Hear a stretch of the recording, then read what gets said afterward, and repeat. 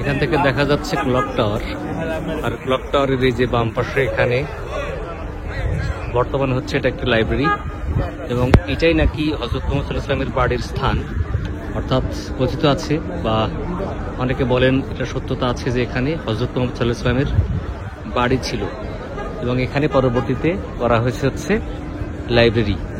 যদিও লাইব্রেরির কাছে এখন যাওয়া যাচ্ছে না।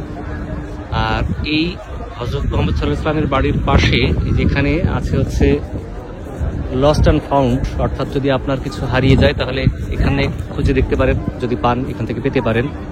একই সাথে যদি আপনি কিছু পান সেগুলো এখানে জমা রাখতে পারবেন, ফলে এটা লস্ট অ্যান্ড ফাউন্ডের একটা ভালো জায়গা। আর এর পাশেই হযরত মুহাম্মদ সাল্লাল্লাহু আলাইহি ওয়াসাল্লামের বাড়ি ছিল এটা মনে করা হয়, ফলে জায়গাটা একটি দর্শনীয় এবং ঐতিহাসিক স্থান।